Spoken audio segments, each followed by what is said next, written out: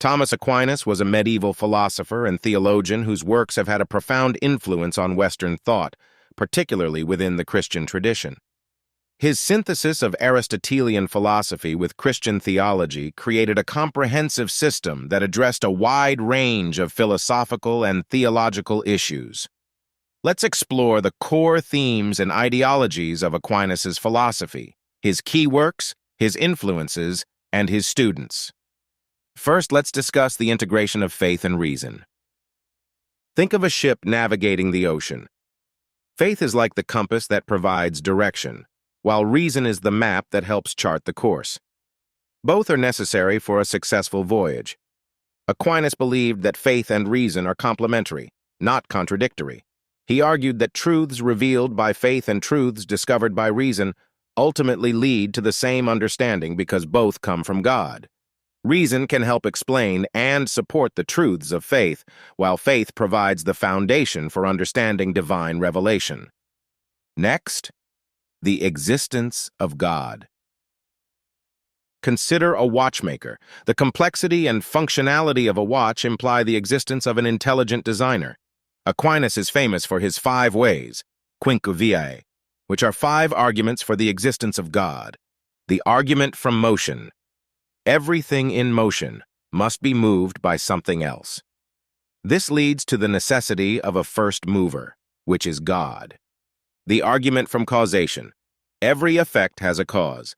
There must be a first cause that is uncaused, which is God. The argument from contingency. Contingent beings, which can either exist or not exist, require a necessary being to exist, which is God. The argument from degree. The varying degrees of perfection in beings point to the existence of a perfect being, which is God. The argument from final cause or teleology. The order and purpose observed in nature imply the existence of an intelligent designer, which is God. Now let's explore natural law. Imagine a gardener who understands the natural laws of plant growth.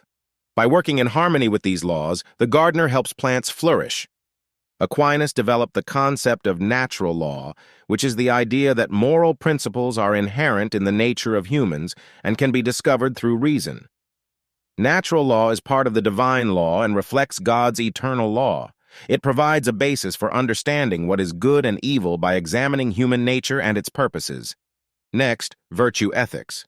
Think of a craftsman perfecting his skill. By practicing good habits and avoiding bad ones, the craftsman achieves excellence in his work. Aquinas built on Aristotle's virtue ethics, emphasizing the development of good habits, virtues, to achieve moral excellence and human flourishing, eudaimonia. He categorized virtues into cardinal virtues, prudence, justice, fortitude, and temperance, and theological virtues, faith, hope, and charity. These virtues guide human behavior towards the ultimate end, which is union with God. Lastly, the relationship between soul and body. Consider a musician and their instrument. The musician's skill, soul, brings the instrument, body, to life, creating harmony. Aquinas adopted Aristotle's hylomorphic, matter and form theory to explain the relationship between the soul and body. He argued that the soul is the form of the body, giving it life and purpose. The human soul is rational and immortal, capable of intellectual knowledge and will. Influences and inspirations. First, Aristotle. Imagine a scientist who uses the foundational principles of an earlier pioneer to build a more comprehensive theory. Aristotle's works profoundly influenced Aquinas, especially in areas like metaphysics, ethics, and natural philosophy. Aquinas adopted and adapted Aristotle's concepts, integrating them with Christian theology. He often referred to Aristotle as the philosopher. Next, Augustine of Hippo. Think of a composer inspired by an earlier maestro, incorporating and expanding on their themes. Augustine's theological writings greatly influenced Aquinas, particularly regarding the nature of God, the human soul, and the relationship between grace and free will. Augustine's emphasis on the importance of divine illumination and the necessity of God's grace in achieving salvation resonated deeply with Aquinas. And Pseudo-Dionysius. Consider a poet who draws inspiration from mystical and symbolic language to express profound truths. Pseudo-Dionysius the Areopagite, a Christian mystic, influenced Aquinas' understanding of the hierarchy of being and the nature of divine attributes. His works provided a framework for discussing the transcendence and immanence of God. Key works of Aquinas: Summa Theologica, a comprehensive work covering theology, ethics, and philosophy. It addresses questions about the existence of God, the nature of the human soul, and the principles of moral behavior. Summa Contra Gentiles. Aimed at defending the Christian faith against non-believers, it presents arguments for the existence of God and the truths of Christianity. Commentary on the Sentences. Aquinas' commentary on Peter Lombard's sentences, covering a wide range of theological topics. On Being and Essence, a philosophical treatise on metaphysics, discussing the nature of being and essence. De Regno, on kingship. A political treatise discussing the principles of good governance and the relationship between church and state. Students and legacy.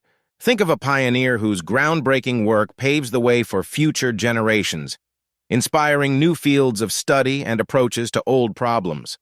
Aquinas' integration of Aristotelian philosophy with Christian theology became the cornerstone of scholasticism, a medieval school of thought that dominated European universities for centuries.